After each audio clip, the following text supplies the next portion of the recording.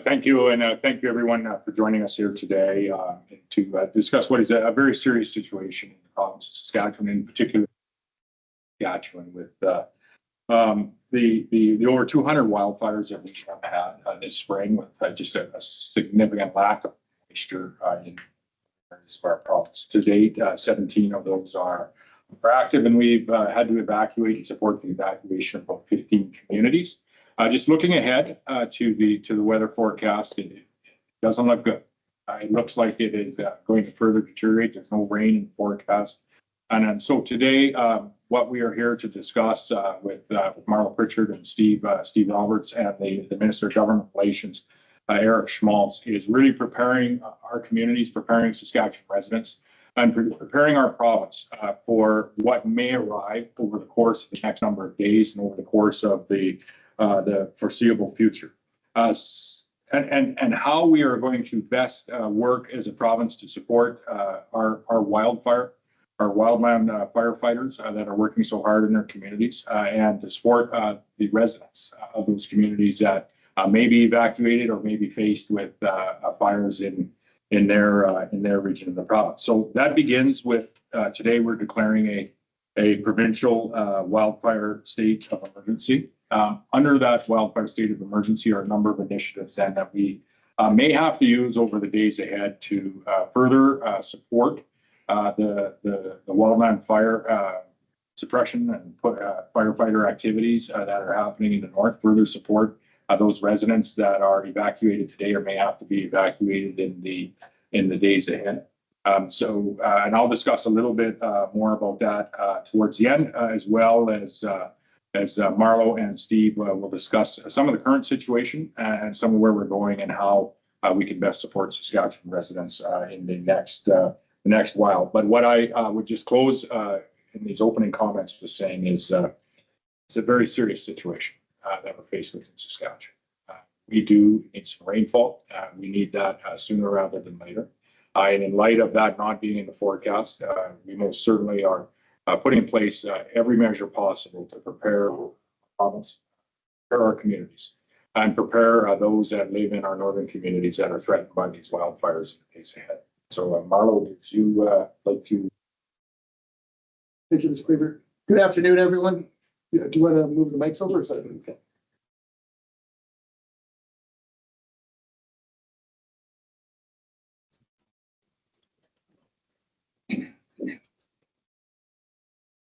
Good afternoon, everyone. As the Premier mentioned, there is a provincial state of emergency been declared.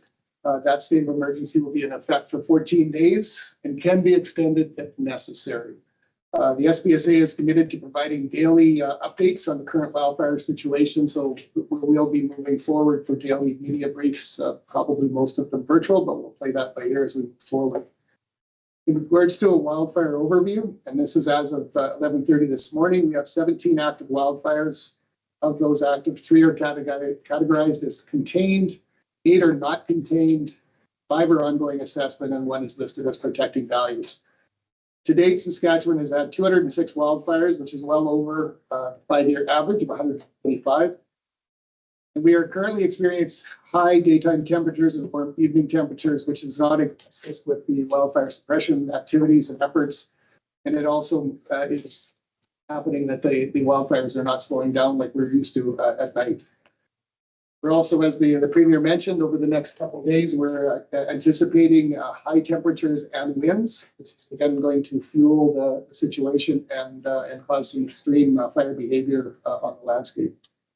In regards to our fires of note, J. Smith Fire, north of Mississippi.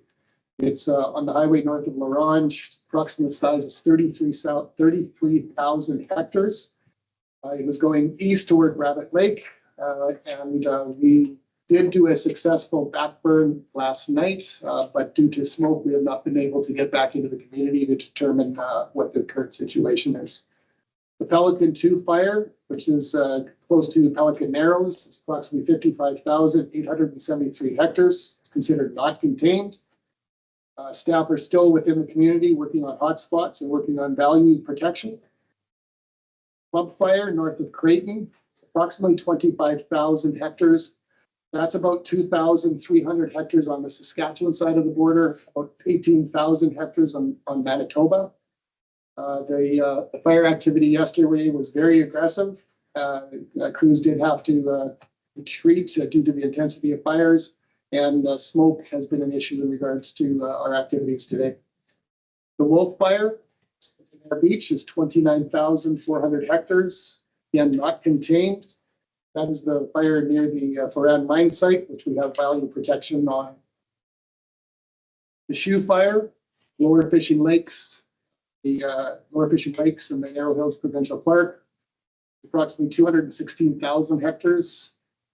It is not contained. We have had multiple structures in East Trout Lake area lost. That is still being worked on to determine that the area and the size of the structures that we have lost and how many. We have crews still in the area, both in East Trout Lake and Lower Fishing Lake. Significant efforts are still ongoing to manage and contain and fight that fire. As you can tell by the size of it, this is a very difficult fire to work on. Shoe Fire, west of L'Orange, 55,767 hectares. That's the one near Hall Lake, not contained. Pitch Fire near Weyakwan, size is approximately 2,500 hectares. That resulted in the evacuation of Weyakwan and impacts Highway 2. All these fires are currently being actioned by ground assets, air assets, and heavy equipment to protect values and prevent further damage the best that we can. As a reminder, we are expecting a new Q400 air tanker at the end of this month, and we will get that up and operational as fast as we can. Currently, we are have external supports, both coming and on ground. Currently, we have aircraft from Quebec and Alaska. We have ground resources from Nova Scotia and PEI that are committed to attending here very quickly, and Steve will have more detail on that. Currently, there are 15 evacuations within the province, and the SPSA is currently supporting 52 people from Brabant Lake, Whalen Bay, Pipperel Lake, and Little Black Bear in Prince Albert, and we're supporting them in Prince Albert, Nipawin, and offering support for those that are staying with family and friends. We're also expecting to be supporting up to 400 individuals from Creighton, Jan Lake, and Denair Beach, and they will be going to Weyburn, Estevan, and I believe it's also some going to Nipawin. The communities that are evacuated that are not being SPSA supported, but are supported either through their own communities or through the Red Cross and other third-party providers are Hall Lake, Flin East Trout Lake Subdivision, Narrow Hills Provincial Park, Resort Village of Campbell Lake, Sturgeon Weir, Shamble Lake, Birch Portage First Nation, and Weyakwan as of last night. In regards to the last media brief, we had some conversation around Campbell Lake Fire Guard. Since that briefing, the SPSA has had personnel working with Campbell Lake community leadership. We've had mitigation specialists in the community, and we are currently working on establishing a fire guard around that community. That work started yesterday afternoon and will go until completed. Today, the SPSA is also launching a dedicated toll-free phone line for people who have general questions about the wildfire situation in Saskatchewan. The 1-855-559-5502 line will be staffed from 8 to 8 by operators who will be able to answer most questions. However, areas of active wildfire, it will be unlikely that operators will be able to provide details, but we will try to get as much information to them as possible. People are encouraged to access the latest and most accurate information on the wildfire situation at saskpublicsafety.ca and to sign up for our emergency alerts through Sask Alert. I also want to just take a moment about drones. We'd like to remind residents to stay away from the fire at this time and let first responders do their job. Canadian law requires all pilots to fly according to the Canadian aviation regulations, which state that only someone with permission can fly over a wildfire or within 9.3 kilometers of a wildfire. We have had a recent incident within the province, but I will just mention that there was an incident in California in January where a drone did hit a tanker cause significant damage. So again, just to remind everybody to stay away from those areas as we're working. Numerous highways are closed or have restricted access, so please check the highway hotline information because that situation can change fairly quickly. In regards to asset loss, as of today, we know or have confirmed 44 values or 44 structures have been lost to the wildfires, but we're still assessing other areas. And if anyone does spot wildfires or grass fires, please call 911.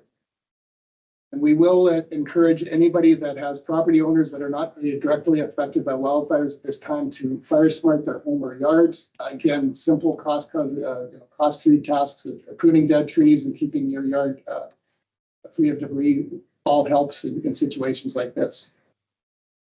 I also want to apologize for the Sask alert error that went out last night. We sent an alert for immediate evacuation. The information was correct, but the map was not. It included Prince Albert. And so I know that caused angst for some individuals. So again, we're doing a review so that to make sure that does not happen again. And then finally, I really want to acknowledge the great work that our wildland firefighters, community volunteers, volunteer fire departments are doing. It is really a all hands on deck approach. And I really want to thank individuals and communities. I was on the road yesterday, and I know that there's members of the community that are supporting our staff, supplying sleeping arrangements, bringing food to the bases, our IMTs. That is so greatly appreciated to the women and men that are doing the hard work in the trees and the forests. So I really want to acknowledge that. It's really going to be an effort all of us need to pull together to get through this over the next days, weeks. But we will get through this. But we have to do it together. So again, thank you. And with that, I will turn it back to Steve, do you have just a couple of items I can. sorry.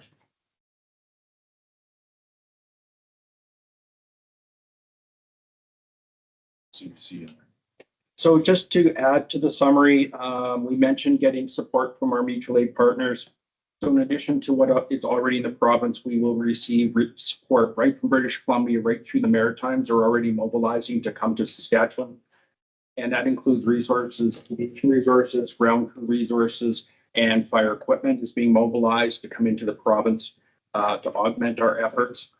On any of these fires where there's opportunity to engage more equipment and more manpower, we will do so whenever safe. So that is a due consideration for all these fires, as much as we have some resources available until they can be deployed in a safe manner. In some of these cases, we will have to do indirect attack and other methods. I'd like to remind folks that we currently have a provincial fire ban, which means absolutely no open fires, no fireworks at this time. And currently we are also considering as a province to look at a UTV, ATV restriction, as some of these human caused fires are indeed caused by those vehicles. And at this point, we would prefer that people are not out in the forest in these extremely dry hazard conditions.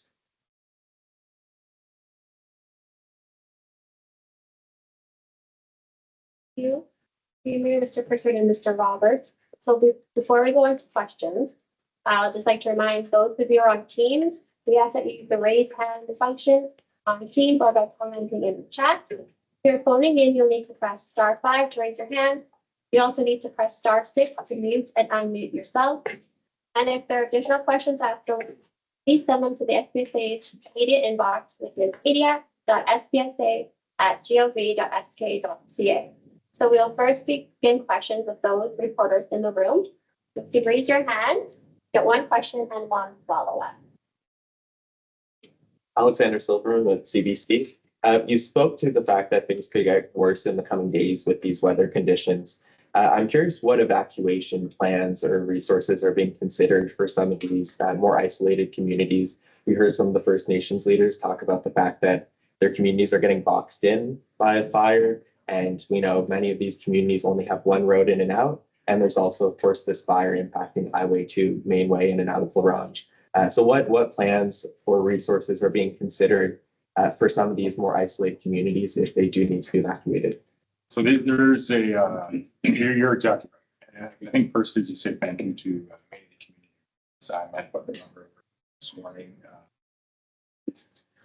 We've met with and talked to on a telephone a number of community leaders that have already been evacuated in some cases and are at risk of being evacuated. As Minister Schmaltz been working with a number of farming communities. So there are ways, means to evacuate various communities. We've been through this in the Northwest a couple of years ago. 10 years ago, in 2015, we were in this very room giving a similar briefing. And so there are procedures that the Saskatchewan Public Safety Agency has in place to support communities in their evacuation plans, to work alongside agencies like the Red Cross, for example, in supporting those evacuees, and working alongside many Indigenous communities as well, as many of those communities are evacuated. And speaking with Chief Beatty this morning, Peter Valentine, all but one of the Peter Valentine communities have been evacuated as we are here today. And so there's a number of different ways that differ. I talked with Premier this morning as well, and they have some challenges in some of their more remote communities there, actually using some aircraft and remote people from those communities. And so whatever the challenge might be, it is often met. We have our Jorgensen is here today. He's worked with communities not just in this event, but in years gone by. For many years, supporting communities in their evacuation plans that have evolved. We were just discussing have evolved over time as well, with respect to what the province provides to those evacuees in that period of time.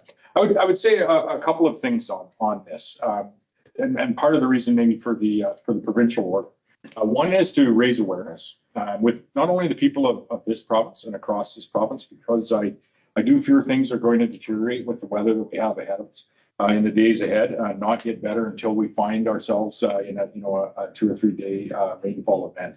Two is to raise the awareness as well with the federal government, as us in Manitoba really work alongside one another to support our communities and the residents, and both of us would have requests at certain times for some additional resources, whatever those might be, from human resources to various types of equipment as well. In addition to that, there is, I think, further some opportunities for those individuals from evacuated communities that are unfortunately all too familiar with the challenge of wildfire.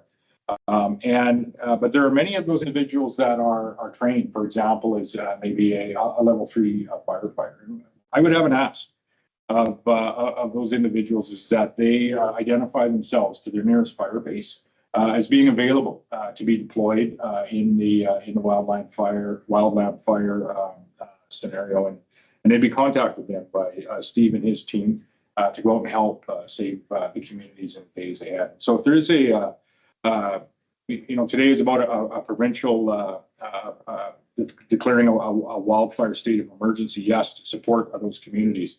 But one way for individuals that have some training and certification in wildland firefighting, we'd ask that you report to your nearest fire base and identify yourself as available, and we're going to try to find a place for you to, depending on the community response. You're going to follow up as well, right? Yeah. And we heard yesterday Premier Canoe, of course, asked the Prime Minister for help from the Canadian Armed Forces.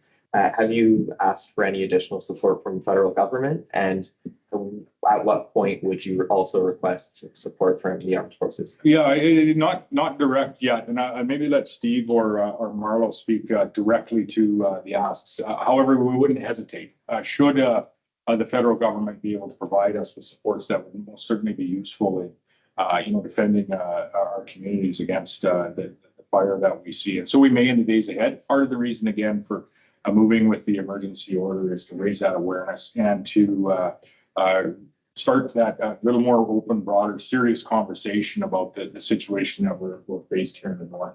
I was talking to a community leader this morning where and Steve, you can speak to this in much more depth, but they actually weren't able to use a water bomber at that point in time because of the smoke cover overhead. So sometimes the resources that you have can't actually be used in a specific situation. And they're looking for, any additional ground wildland fighters that they could have to keep the fire out of their community. And so every, the logistics in every situation is a little bit specific to, what's happening, and not only in that day, but in that particular hour. But I would say overall, the conditions that we're facing and the conditions that our northern residents, communities, and our wildland fighters are facing today are as severe or quite likely more unlikely anything that we've faced for quite some period of time, if not ever. Steve, you have anything to add to the federal ask that may be coming, or how they could help support our northern communities and wildland fighters today? Sure. Through our mutual aid agreements, we do talk to all of our Canadian partners. The federal government is involved in that discussion in setting national priorities. So part of it, the discussion is, what is the situation in Saskatchewan? What resources are critical to us being successful? And make that case so that those resources that may become available in Quebec or the Maritimes actually gets here, because we have the pressing need for that resources. So there are resources on one side, needs on the other. We have to make sure that balances. Obviously, as it was noted, Manitoba is in the same boat we are. They are also asking for resources. So at some point, there was some discussion about who's going to get the first 40-man crew and who's going to get the second 40-person crew. And is it something unique that the feds can do, like in Manitoba's case, where they were looking for evacuation by military aircraft? That is not currently a demand that we need in Saskatchewan. So we have not asked the feds for that specific. They haven't asked for federal firefighters. They've asked for military aircraft. So there are opportunities where we can go to the federal government on a case-by-case basis for those specific things. Maybe I would just add to that as well. I talked to Premier Canoe this morning, and at every level, whether it be through the provincial compacts, working closely with our partners across North America, not just in Canada, but across North America, as we have planes and resources in from Alaska today. But working very closely with the province of Manitoba at the political level as well, and offering support back and forth where we can. We're in this together, not just in our two provinces, but largely in our two provinces. So I spoke with him this morning, and then just prior, I was able to connect with Bucky Belanger, our Liberal MP for the northern part of the province as well, to ensure that he's abreast as to what the challenges are, where we are, and working at all levels of government and interprovincially at the political level as well to support them. I just wanted to ask about that emergency alert that went out, and when I saw it, looked like it just wasn't filled out properly. Like there were things in parentheses that just said like jurisdiction. Was it a matter of someone, clicking the send button too soon, or what exactly happened there? Yeah, we are very, very sorry about that. It was human error. Whether it got hit, we're doing a review, an internal review to determine what this was. But we know it caused anxiety for individuals that although the information was in there around Mayakwin, it included the PA region. So we know it was human error, and we're going to look into it to make sure that it doesn't happen again. So I don't know the cause yet. I would add to that. There's a lot going on across the emergency services, and that's not an excuse stretch. There is a lot going on, and I was made aware of that as I live in the area. So I had a number of individuals reach out and ask if they should solve it. I said I don't think that's the case. So credit to the Saskatchewan Provincial Safety Agency for getting to the bottom of it, correcting it quickly. But there is a lot going on. The 17 very intense wildfires that we have, and the evacuations that are happening. And it's number one for a priority for not just two gentlemen sitting at this table and everyone sitting at this table, but you see leaders on the wildland fighting team in the room as well. I say thank you through them to each of the teams for the work that they're doing. I say thank you as well to the community leaders that are doing a tremendous amount of work on the ground in communities across the north, whether it be in evacuations or battling back the wildfires right on the very front lines. And I just thank you to so many that are supporting them.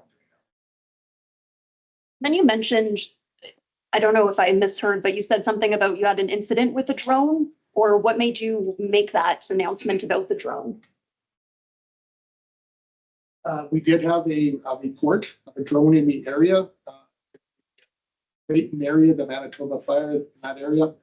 So it resulted in a mission being diverted in regards to safety until we could confirm that the buzzer was not there. So it's just, again, just reminding people that, drones are dangerous for interrupts our operations. We have a lot of dedicated pilots and individuals that are trying to suppress and protect communities. These incidents, they don't need to happen. And so again, it's just a reminder of individuals that do own drones, which many people do, is not to fly them near wildfires because they do cause a hazard to our air operations. It could cause either damage or worse yet to bring a plane down. So it's very serious. And kudos to our individuals that spotted it, because it's all about the safety of those that are trying to save those communities. Hi, Arjun from Daily Herald.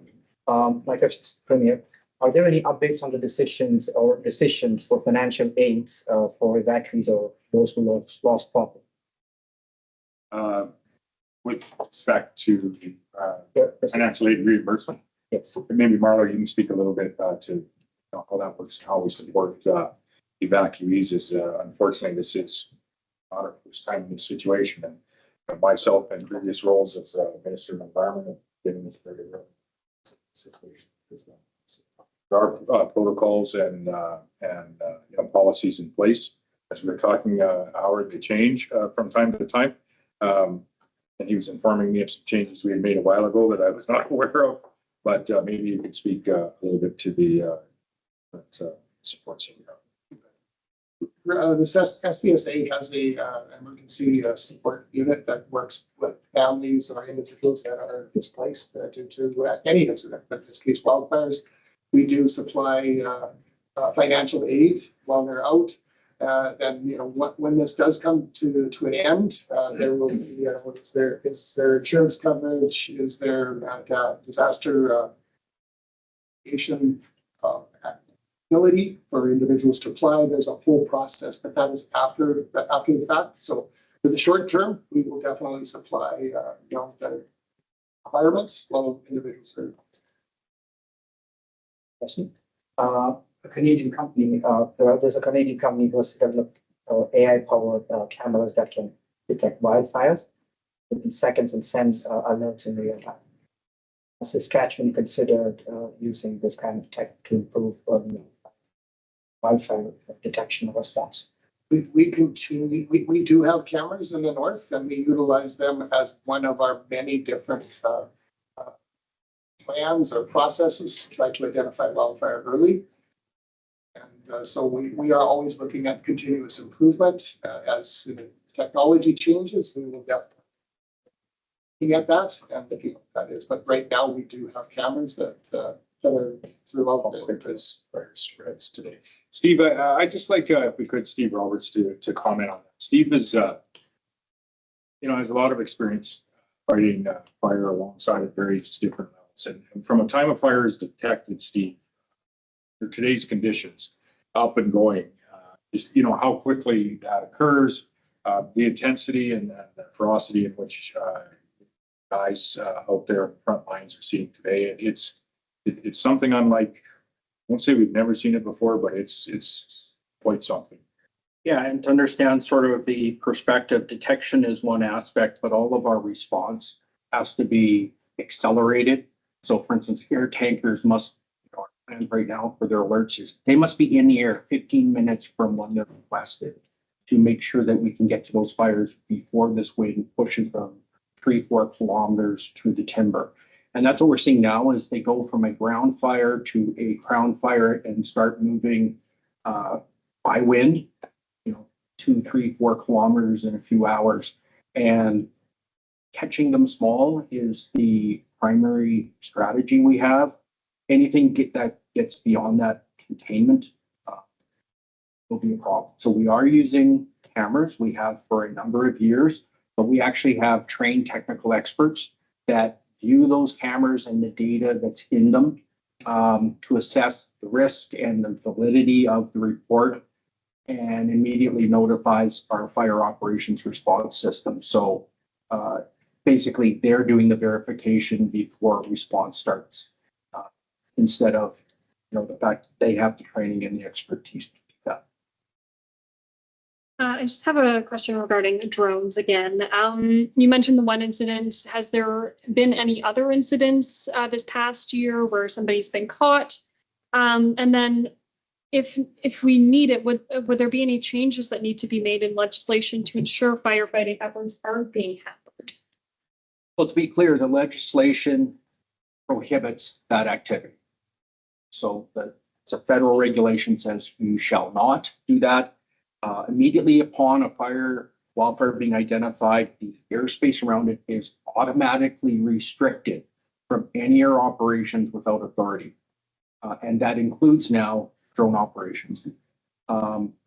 Interesting enough, this is the first documented case that we had this year, but we are well aware both from the US and from our Canadian partners, they have faced similar situations where they have been prevented from responding to fires effectively because of drone activity. So it prohibits us entering the airspace.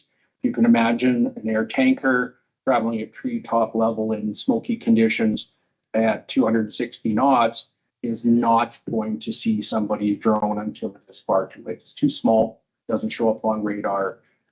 So they pose an extreme hazard. So the only solution we can do safely is to pull the aircraft and then see if we can find, but it could be any number of recreational users. Those users could be just recreationists. It can be media. We've had the requests for media. Can we just fly drones up? And our first answer is no. It will inhibit our operation. So incredibly important. I know people would like to see and know if their cabin's okay in those items. But if it's going to prevent the operation that's going to save that cabin, it's probably counterproductive. And I do have a follow-up for the Premier from my national colleagues. The Trump fentanyl tariffs have now been reinstated by a U.S. appeals court after they were struck down last night. How is your government managing the volatility associated with the changing tariff dynamic?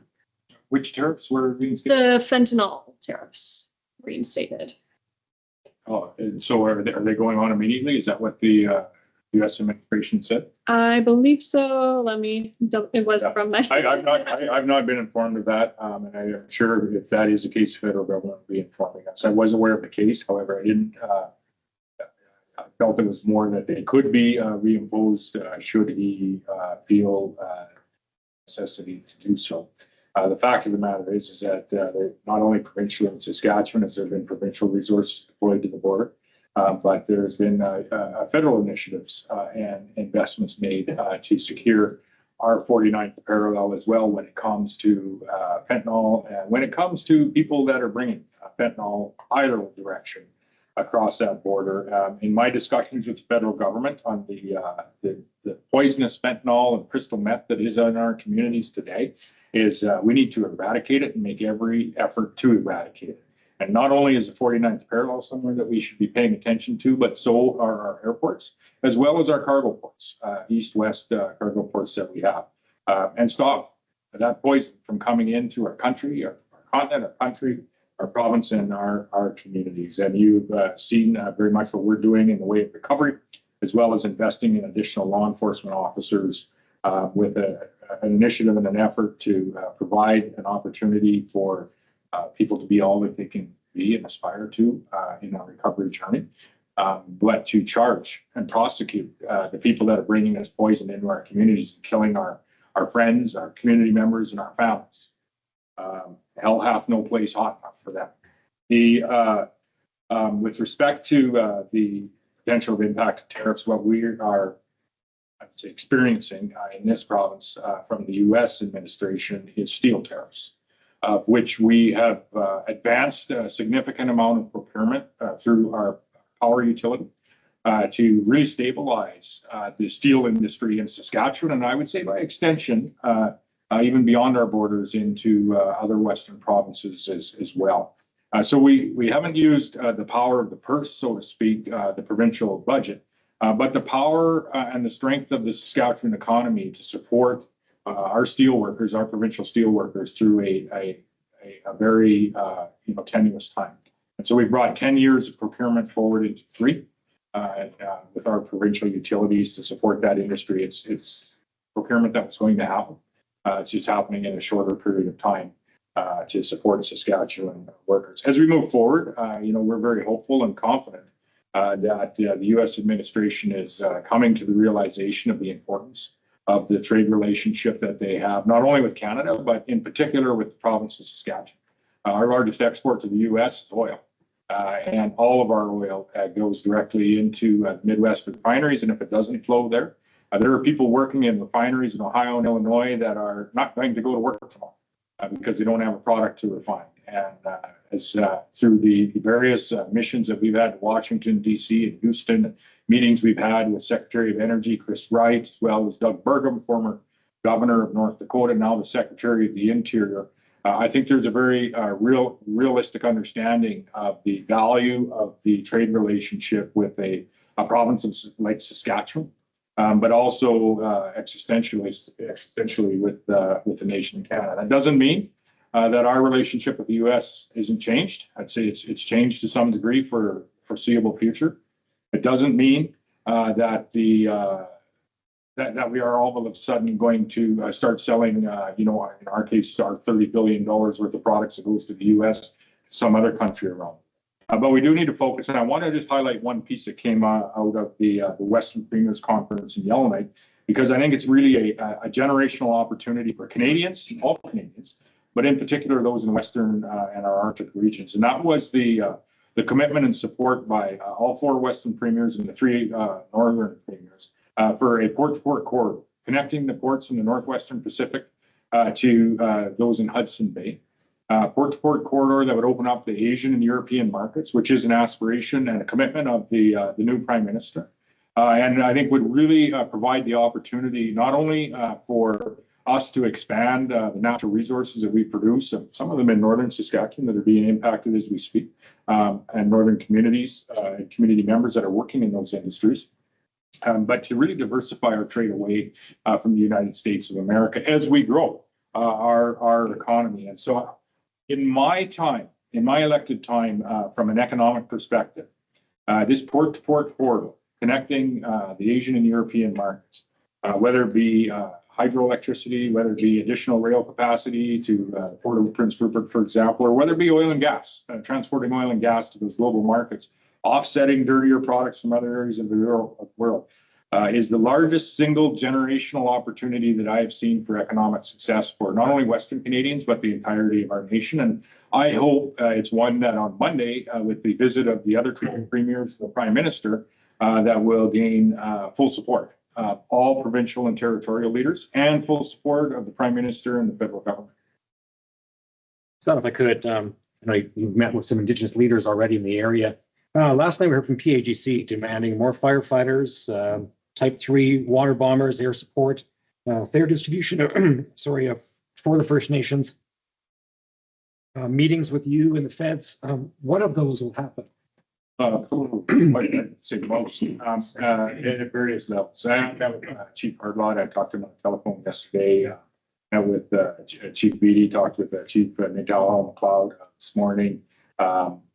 A number of other chiefs throughout the north, as well as northern mayors, and Eric, you might have a little data on some of the conversations that you've had, and then as well as the SPSA is constantly talking at every level with communities that are being impacted by wildland fire, by the fire, and communities that are in the line of fire and potentially may be evacuated today. With respect to, and I'll just reference a conversation that I've had with Chief Hardlot for a number of months now, and there's some successes in this conversation. It's around training additional, I believe it's type 3 wildland fighters, and having them available for situations on Facebook today. I believe there's 2 additional crews that are working through some of the partnership and the training that is happening with PAGC specifically. And that's maybe a foundation for us to build on in a post emergent environment that we are seeing here today. In saying that, in our meeting this morning, there's I think some work happening where they'll be certifying some wildland fighters that are firefighters that have their certifications lapsed in the next number of days. And I would include them in the ask that I had with folks that may be evacuated from their community or anyone that is certified as a wildland firefighter to please identify yourself to your nearest fire base. Identify yourself as available and ready to go to work because we do need the resources. Our provincial team does need the resources, and we'd love to know who you are and put your work sooner rather than later in keeping your community or neighboring community safe.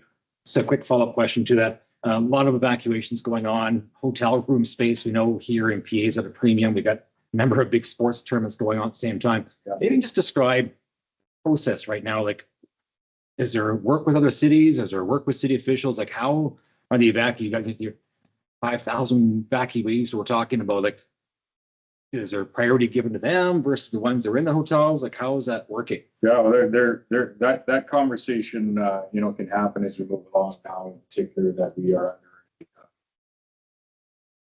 the entirety of the province is under.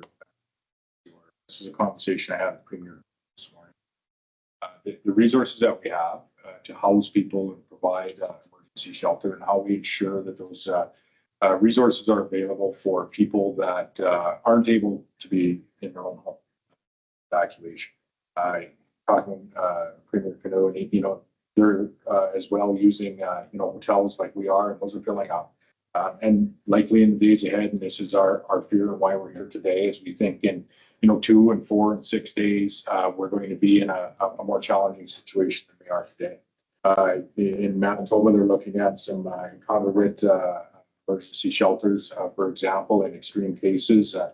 We're going to have to, likely consider all aspects of supporting Saskatchewan residents that may unfortunately have to be evacuated in the days ahead due to the very, very challenging situation that we have in the north. And I would say to those individuals throughout the north is your provincial government is going to work alongside the SPSA and your local community leadership to support you in any way to ensure that you're safe. Unfortunately, to this time, we haven't had any fatalities in the very serious situation that we have. We've lost buildings, but we haven't had any fatalities, and that is our goal to be able to sit here at the end of this and say that as well. So, as we move along and the resources become quite slim, and to your point, there's other activities that are going on that are utilizing some of these resources. Maybe some challenging conversations that have to happen. And there may be some, some supports that are provided that, aren't a hotel, are, some other supports in the way, just because of the sheer numbers that we may be facing in the days ahead. I can't remember the number in 10 years ago in 2015, but it was 15 or 17,000 evacuees that we had to support. And I remember some of the congregate shelters that we had here in Prince Albert and Saskatoon. And, we're not at that level yet today. But as we look ahead through the next number of days, we have to use all of the supports that we have to support our urban residents. And just in that very vein, I would just once again ask, for those folks that are certified, we could use your help. So please reach out to your nearest tanker base and identify yourself, and it'd be very, very helpful at this point.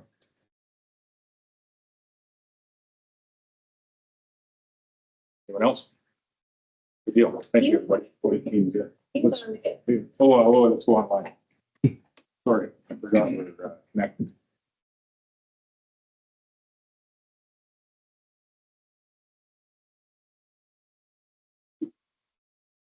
Okay. We have Jillian Massey. Jillian Massey? Hi there. Can you hear me? Out and clear. Perfect. Awesome. Can you just tell me, we're heading into the thunderstorm season now, and you're going to be combating human-caused fires with lightning. Is this a growing concern that things will get worse before they get better? Yeah, I think there's an admission here that things are going to get worse before they get better, and that's why we're declaring a provincial emergency and really, moving in the space of solidifying and securing and procuring any of the resources that we think we may need in the days and weeks ahead. And Steve and Marlo, you may have a comment on the fires that we've seen thus far. We've seen virtually no significant rainfall in the north this spring. Virtually all, if not all, of the fires that are burning, and 17 active that are very problematic at this point in time, they've all been started by us, humans, in some way, shape, or form. Not intentionally, all of them, but quads and other ways. Yes, lightning is an issue in normal years. I think this year it has been human activity that has been the challenge alongside a very, very dry spell. But there is an admission that things are going to be more challenging in the days ahead than they have been. Do you want to speak just a little bit to fire starts, or did I cover all my technical? Sure, the trend is right. Out of the 200 some odd fires, at this point, currently less of those are attributed to lightning. So in other words, people have caused these fires. And even with 4 weeks of fire ban and the recognition that there are these large fires that people can see, people are aware of, fires continue to occur. And, it's going to be up to the people that not only live in the north, but who visit the north, that need to understand the risk they pose to themselves and others. There will be a time where lightning starts. There's not a lot we can do but prepare for that. But we can make an impact on human-caused fires. It's people hearing the message and following the message to make sure that we do not add or compound to this problem.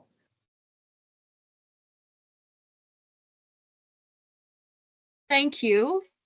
And then just for my follow-up here, there's been some criticism of your coordination of the resources.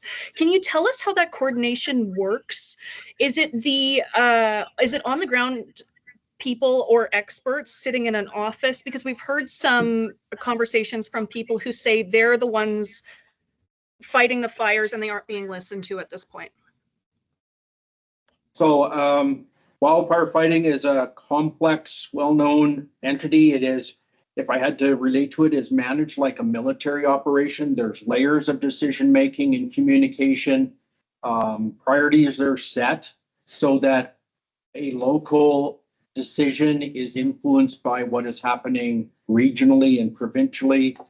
Resources that are limited will go to highest priorities, greatest risk values, which means it's somebody who asks for a couple extra helicopters or 30 or 40 more crew member may not get them. Does that mean we're not listening? No. Does it mean that they're going to a higher priority destination and threat? Yes, they are. And when we're really short, we will go out, we will find some more resources as we are. Those also will be assigned to the highest priority area, not every area. And what we often see is that if individuals who are in those communities do not see a full, robust government response at their fire location, the assumption is that it's being withheld. And the issue is it's probably just being redirected to a higher priority. There's no resources on the shelf. They're all being deployed to support Saskatchewan residents. The situation is extremely fast moving, not only in the local fire that may be in your area, but province-wide. And the challenges, the priority of those challenges are shifting very quickly. I talked with this morning. They're faced with a fire just literally 200 meters.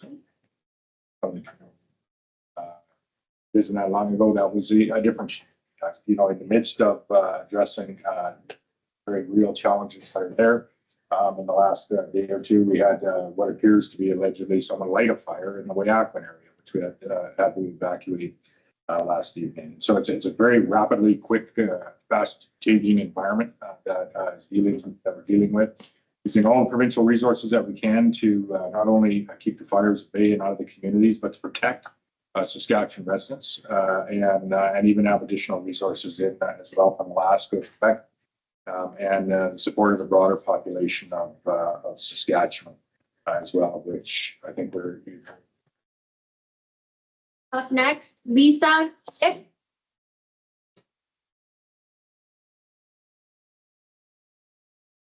Lisa?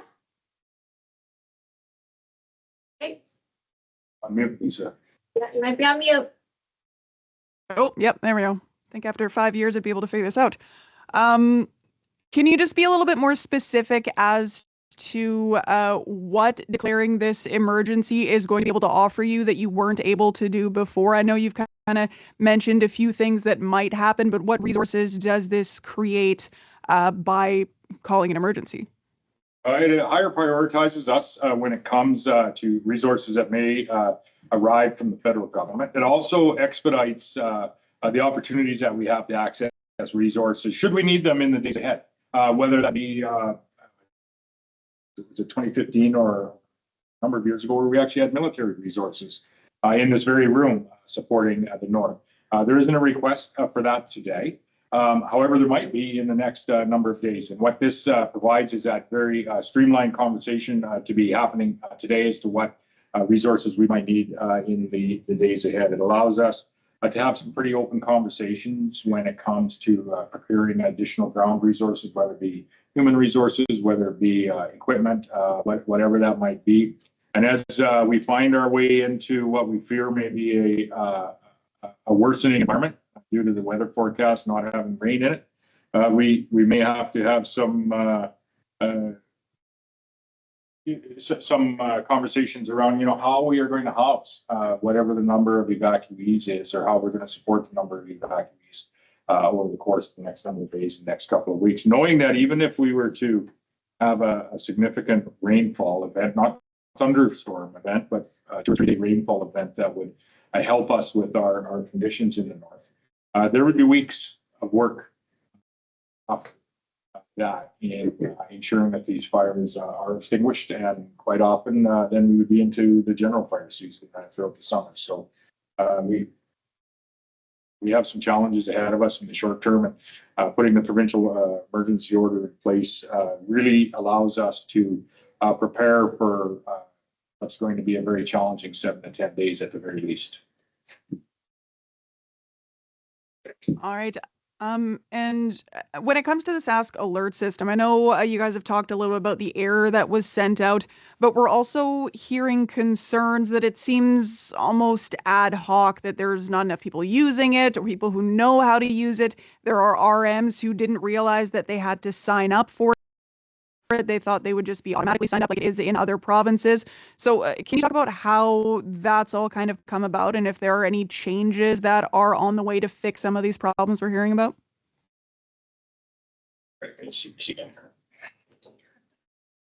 The Sask Alert process, all the communities are aware of the process. There's letters that have been sent out over the last number of years.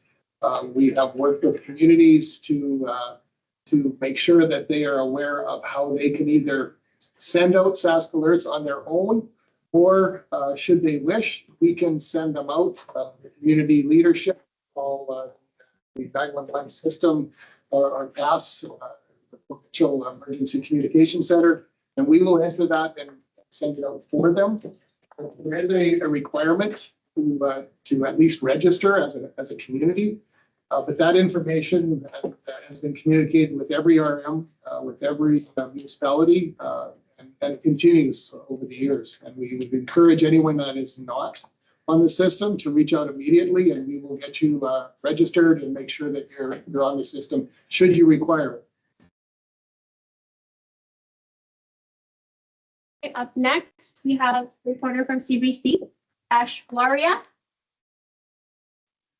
Hi, I just have a question from my colleague for the Premier. You've said you want a reset in the relationship between Ottawa and Saskatchewan. Do you think Monday's conference is a chance to start that process?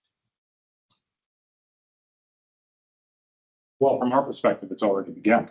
I think you see that in the approach that I've brought to our asks to the federal government to change course in a number of policies. We've been very specific with respect to that, to not only advance and provide opportunity for the Saskatchewan economy, but if we want to look at a strong national Canadian economy, I think we need to realize that that economy is some of its parts, which is 10 provinces and 3 territories. So we put forward what we view as changes that need to happen in order to start that new relationship between the province of Saskatchewan and the federal government. Now, on Monday, we're going to come together, talk about not only maybe some of the regulatory shifts that have to happen, but we're now hearing the federal government talk about advancing a number of projects, selected projects, into a 2-year timeframe. And the fact that there is a mission that we need to select projects to essentially circumvent some of the current regulatory environment that we have to get those projects to fruition is an admission that the current regulatory environment isn't working. And so that's fine. We will work with the federal government on identifying those projects in Saskatchewan. We have the uranium mine in the north that has all its approvals, should start construction immediately. We have the port-to-port corridor that we, all Western Canadian and Northern premiers have supported. That would open up Asian and European markets, I think would be very high on the priority list. Nutrien is looking at expanding their West Coast port operations, likely going to need additional rail capacity in order for that to happen. And a strong, sound regulatory environment at the production end of the potash industry right here in Saskatchewan, which is the largest and most sustainable potash industry in the world. So in the short term, sure, we can identify some projects and move forward. In the longer term, the opportunity for us in this province, and I would say more broadly for all of Canada, is to put together a sound regulatory environment that doesn't require us to be looking at ways to circumvent it. To put together a strong, sound regulatory environment that is going to allow investment to flow, allow projects to come through maybe an exploration stage into pre-development and ultimately into production, whether it be a mining project, an oil and gas project, or whether it be any of our natural resources, or whether it be manufacturing projects that are being talked about in central Canada. And so I don't know that I have ever seen such an economic opportunity available and lying at the feet and before Canadians than I do today. But I see it. And I think it is incumbent on our federal government to alter course slightly so that we are able to achieve the aspirations of the new Prime Minister, which are to become the strongest economy in the G7 nation and to become a global energy superpower. And policies matter. And if we are going to actually achieve either of those, we are going to have to ensure that we have a policy framework in place that is going to allow for that investment and allow for that economic success so that we're able to invest in all the things that matter to Saskatchewan people, like investing in safety of our communities through wildland fire management. And so this is how Canada works, and I would say we have a great opportunity ahead of us. And I hope the new Prime Minister and maybe to some degree a renewed government will take up the mantle and allow Canadians to achieve that strong Canadian economy, but doing so through the 13 subnational economies that we have. Thank you. Up next, Jeremy.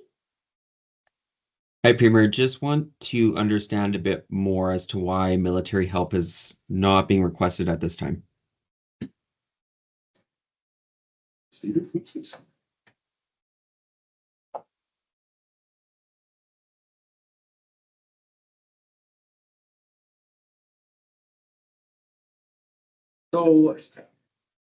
So the question about military support usually turns into 2 pieces. One is from the purpose of evacuation, and that is most commonly utilized and has been in Saskatchewan in areas where there is no road access. Safe road access is more manageable. It is easier and less risky on the people who are being evacuated. and of course can be staggered. So the most critical people can leave, essential people can stay. If it escalates, we can remove more people from a community.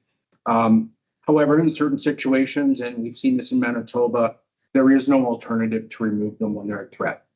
And the only way is to move them, a lot of them in a short period of time, and that's going to take military aircraft.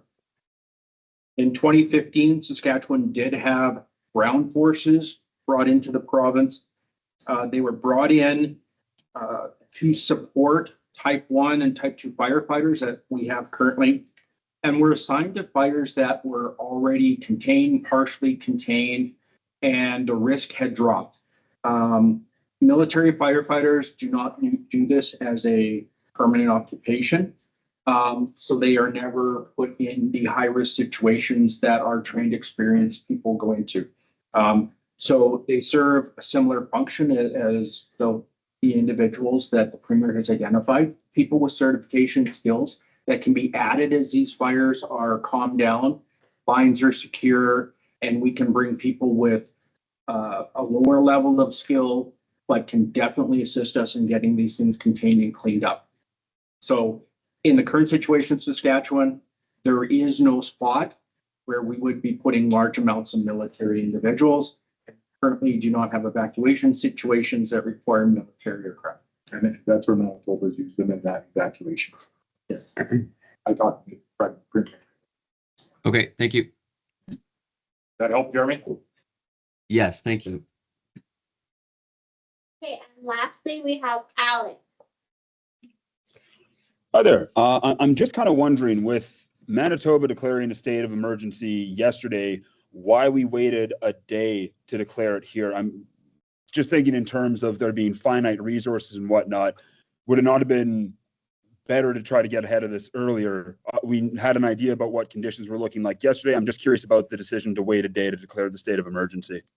I think we need to understand exactly what a state of emergency can entail in the space of opening up resources.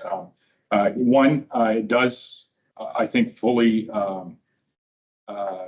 put forward the seriousness of the situation, not only with the federal government but also with residents, not only from our north but across the province.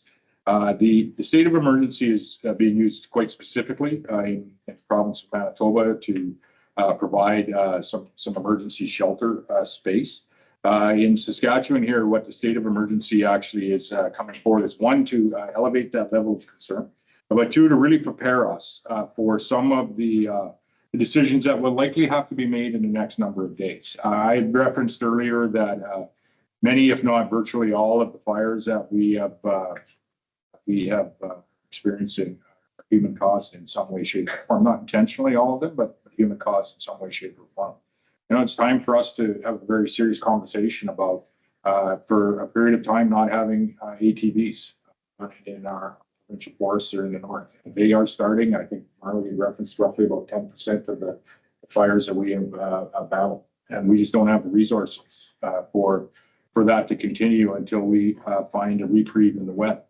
So the state of emergency in the province is really for us to prepare for the coming days where we think things are going to deteriorate from a number of evacuees perspective.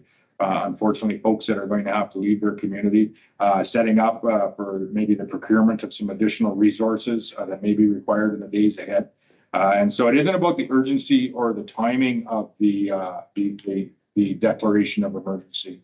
But it's about ensuring that we have it in place so that we have the resources for our wildland fire teams when they need it, but also that the supports are in place for potential evacuees from Saskatchewan communities when we need it as well. And so there's, I think, a significant amount of planning that's going on right now, and some action that you may see, or hopefully, weather permitting, may not have to see in the days ahead that are going to support Saskatchewan residents in affected communities, but I think also to some degree have some impact on us that aren't in those directly affected communities as well, as I think as the wind switches to come from the north. This province is going to experience a smoke cover like we haven't seen in a decade. Gotcha.